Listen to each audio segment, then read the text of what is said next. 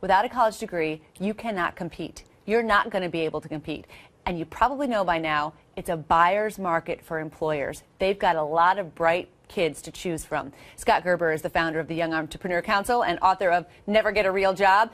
Now, you say the liberal arts colleges in particular are failing students. Why do you think the kids are graduating with a 4-year degree in liberal arts and they're just not ready here? There's a huge skills gap in America, there's no question. So you have a lot of students that are graduating in majors that maybe 10, 20 years ago were very viable, that today they're just not. An English major today is not getting the same quality of graduation to employment that their predecessors did. And we know the highest paid English major, English degree holder, is someone who writes for technical material for STEM, science, technology, engineering, and math. Correct. The reality is we need to start putting more practical parts of education into the liberal arts system so that if you literally come out with an English major, you know how to start a tutoring service, whether that was your dream or not. So this is the entrepreneurship part of it, right? Absolutely. Because and I've said before that I think that every college should have required entrepreneurship. I mean, when I went to college, you were required to take a library course, right? Think how things have changed, how far we've right? come, exactly. So what about an entrepreneurship course? Because you're not necessarily going to get that employer who's going to hire you for 30 years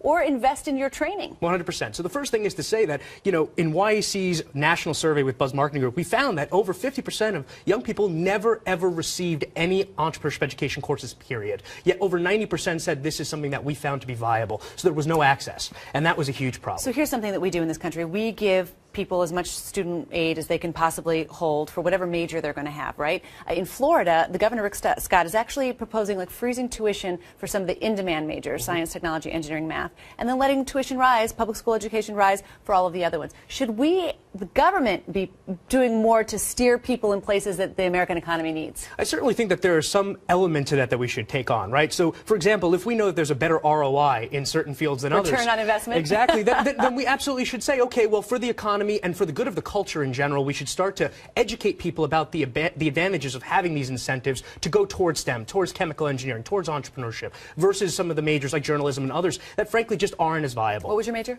I was a film student. That's Really? the irony. I am not a business guy, and here I am as an entrepreneur. And I'm French in journalism, and here I am singing the praises of STEM. But I do think you have to be able to communicate, and you have to know about history, and you have to know the liberal. I mean, the liberal arts and the sciences and the technology have to go together with entrepreneurship.